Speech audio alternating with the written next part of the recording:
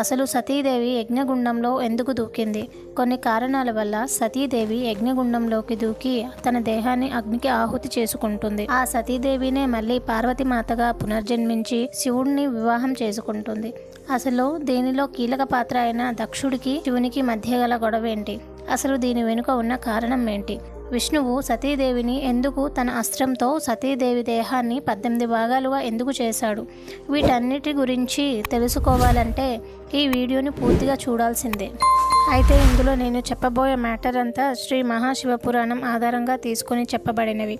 బ్రహ్మ యొక్క మానస పుత్రుడు దక్షుడు అని కొందరు అంటారు. అలానే ఇతడు బ్రహ్మ యొక్క అంగుష్టం నుండి పుట్టినవాడు, అంటే దక్షుడు బ్రహ్మ యొక్క కుడిబొటన వేలు నుండి పుట్టాడని అంటారు.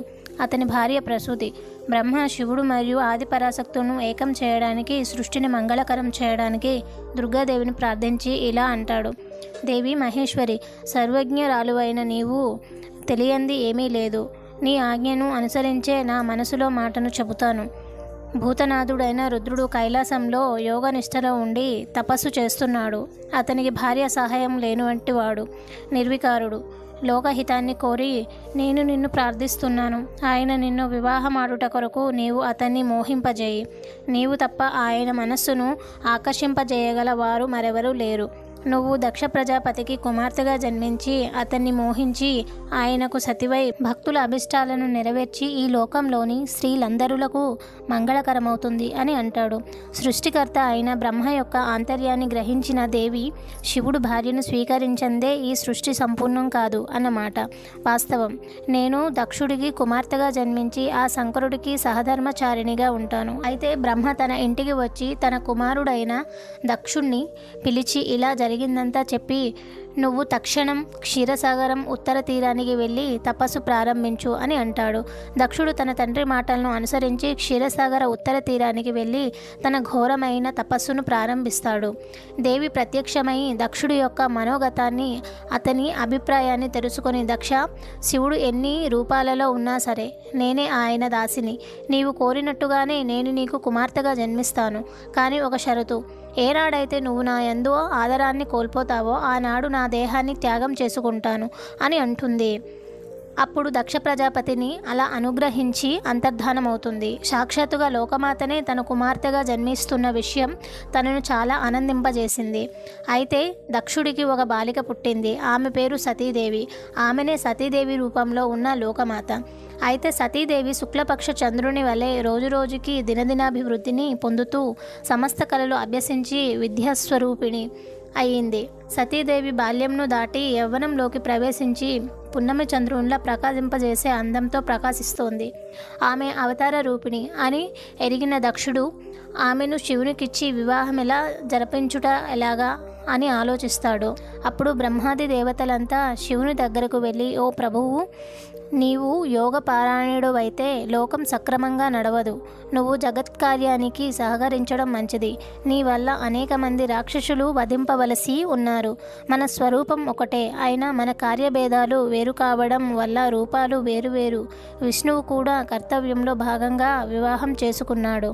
ఈ లోక కళ్యాణం కోసం నువ్వు కూడా నీకు తగిన స్త్రీని వివాహం చేసుకోమని శివునికి బ్రహ్మ విష్ణువులు ఇలా అంటారు: ఓ శివ, సతీదేవి దక్ష కుమార్తెగా జన్మించి నిన్ను భర్తగా పొందాలని దృఢమైన తపస్సు చేస్తుంది. ఆమె కోరికను నెరవేర్చి లోకాలకు మంగళం చెయ్యి అని అంటారు. అయితే మొత్తానికి దక్ష ప్రజాపతి బ్రహ్మదేవుని ఆజ్ఞ మేరకు తన కుమార్తె అయిన సతీదేవిని ఇచ్చి వివాహం చేశాడు. అయితే ఒకరోజు ప్రయాగలో దక్షుడు బ్రహ్మదేవతలంతా సత్రయాగము చేయదలిచారు. ఆ యాగానికి దిక్పాలకులు, ప్రజాపతులు, దేవతలు, త్రిమూర్తులు అందరూ వచ్చారు. ఎప్పుడైతే ఆ యాగశాలలోకి దక్షుడు ప్రవేశించాడో సకల సభలో ఉండే వాళ్ళంతా లేచి నిలబడ్డారు, గౌరవమిచ్చారు, స్వాగతం పలికారు. కానీ శివుడు మాత్రం తను కూర్చున్న ఆసనం నుంచి లేచి నిలబడలేదు. అది చూసిన దక్షుడు తన అల్లుడు తనను అవమానించాడని భావించి సహించలేకపోయాడు.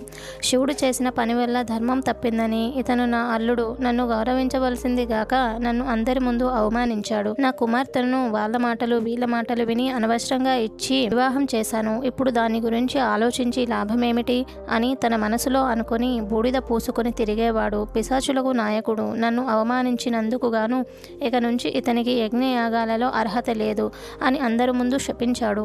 శివునికి శపించినందుకు గాను అతని వాహనమైన నంది కోపం తెచ్చుకొని సర్వలోక పూజ్యుడు దక్షుడు ముఖము తేజోహీనముగాక అని శపిస్తాడు. అప్పుడు దక్షుడు శివునితో పాటు నీకు కూడా యజ్ఞయాగాలలో చోటు ఉండదు అని శపిస్తాడు. అప్పుడు శివుడు నందీశ్వర, బ్రహ్మద్వేషము అన్న ద్వేషము పనికిరావు అని శాంతించు అన్నాడు. ఎవరు స్థానాలకు వాళ్ళు వెళ్ళారు. కానీ దక్షుడు మాత్రం సమయం దొరికినప్పుడల్లా శివుణ్ణి వర్ణించడానికి ప్రయత్నిస్తూనే ఉన్నాడు. అయితే ఒకసారి దక్ష ప్రజాపతి బృహస్పతి శ్రవణము అనే యాగాన్ని ఏర్పాటు చేసి ఆ యాగానికి దేవతలందరినీ, యక్ష కిన్నెర కింపురుష సాధువులను అందరినీ పిలిచాడు. కానీ శివుడును తన భార్య అయిన సతిని మాత్రం పిలవలేదు. కనీసం ఒక్క కబురు కూడా ఇవ్వలేదు. యజ్ఞం ప్రారంభమైంది. బ్రాహ్మణులంతా వేద మంత్రాలను చదువుతున్నారు. మారీచి, దదీచి మొదలగు శివభక్తులు యాగానికి శివుడు ఎందుకు రాలేదని గ్రహించి దక్షుడిని అడిగారు. దానికి జవాబుగా దక్షుడు భూతప్రేతాలకు అధిపతి ఆ శివుడు, అతనికి ఇక్కడ ప్రవేశం లేదు అని అన్నాడు. సతి నిజాన్ని తెలుసుకుంది. కుమార్తె అయిన తనను తన తండ్రులు యజ్ఞానికి ఆహ్వానించలేదు అని బాధపడి యజ్ఞానికి వెళ్ళడానికి నిశ్చయించుకొని కొలువు కూటమిలో ఉన్న శివుణ్ణి అడిగింది. సతి శివుడితో ఇలా అంది, ప్రభు, నా తండ్రి అయిన దక్షుడు ఒక గొప్ప యజ్ఞం చేస్తున్నాడని విన్నాను. ఆ యజ్ఞానికి ఋషులు, దేవతలు, మునులు అంతా వాళ్ళ భార్య సహితులై వెళ్ళారు అని విన్నాను. మీకెందుకు వెళ్ళడానికి ఇష్టం లేదు? మనమిద్దరం కలిసి వెళ్దాం. నా ప్రయాణానికి తగిన ఏర్పాట్లు చేయండి అని శివునితో అంటుంది. నీ తండ్రి యజ్ఞానికి పిలవలేకుండా వెళ్ళకూడదు, పిలవని పేరంటానికి పోకూడదు అని చెబుతాడు. తర్వాత నీ ఇష్టం అని శివుడు చెబుతాడు. అయితే సతీదేవి పుట్టింటి మీద మమకారంతో శివుని మాటలను లెక్క చేయకుండా పుట్టింటి వాళ్ళు పిలిస్తే ఏంటి, పిలవకపోతే ఏంటి, నేను ఈ ఇంటి బిడ్డను, నాకు వెళ్ళే హక్కు ఉంది అని యజ్ఞానికి వెళ్ళడానికి అనుమతించండి అని అంటుంది. ఆ మాటలు విన్న శివుడు సరే అని చెప్పి రుద్రగణాలను తన వెంట వెళ్ళమని పంపించారు. యజ్ఞం కొనసాగుతూ ఉంది. సతీ వాహనముది తను యజ్ఞశాలలోకి వెళ్ళింది. సతీ తల్లి, సోదరులు అంతా మర్యాదలు చేశారు. దక్షుడు సతిని చూశాడు, కానీ ఏమాత్రం కూడా పట్టించుకోలేదు. తన తండ్రిని, మంగళకరుడైన శివుణ్ణి నీవు ఎందుకు ఆహ్వానించలేదు? ఆయన స్వరూపుడు, జగత్కారకుడు కదా, ఆయన లేకుండా యజ్ఞాన్ని ఎలా చేస్తున్నావు? అతని లేని యజ్ఞంలో దేవతలు, ఋషులు అంతా ఎందుకు ఉన్నారు? ఈ విధంగా సతి అక్కడ ఉన్న వాళ్ళందరినీ ప్రశ్నించింది. ఓ సతి, అధిక ప్రసంగం చేస్తున్నావు అని అంటాడు దక్షుడు. ఇక్కడ నీకు ఏం పని ఉందని వచ్చావు? నీ భర్త అమంగళకరుడు, కూతులను పిశాచాలకు నాయకుడు. అలా అయితే అతన్ని ఇచ్చి వివాహం ఎందుకు చేశావని అంటావేమో.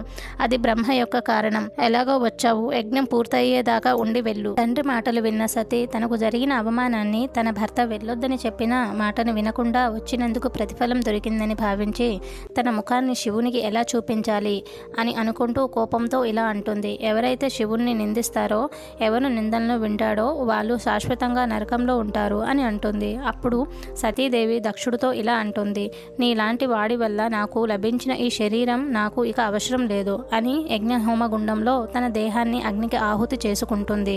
ఈ విషయం తెలుసుకున్న శివుడు అక్కడకు వచ్చాడు. దాంతో యజ్ఞదేవుడు సతీ దేహాన్ని పరమేశ్వరునికి అప్పచెపుతాడు. తన భార్య సతీ దేహాన్ని చూసి బాధపడి సతీ దేహాన్ని మోసుకుంటూ సమస్త లోకాలు తిరుగుతూ ఉంటాడు. శివుడు తన బాధ్యతలు మరిచి సతి గురించి బాధపడుతూ శోక సముద్రంలో ఉండడం చూసి దేవతలంతా విష్ణువు దగ్గరకు వెళ్ళి ఏదో ఒకటి చెయ్యమంటారు. అప్పుడు శ్రీ మహావిష్ణువు వెంటనే తన దగ్గరున్న సుదర్శన చక్రంతో సతీదేవి దేహాన్ని ముక్కలు ముక్కలుగా చేస్తాడు. అలా ముక్కలుగా పడ్డ ప్రాంతాలలో 18 శక్తి పీఠాలు ఏర్పడ్డాయి. అయితే సతీదేవి మరుజన్మలో హిమవంతుడు అయిన పర్వతరాజు కుమార్తె పార్వతిగా జన్మించి నిన్ను ఇస్తాను అని శివునితో చెబుతుంది. ఆ విధంగా మరుజన్మలో సతీ పార్వతిగా జన్మించి శివునికి వివాహం చేసుకుంటుంది.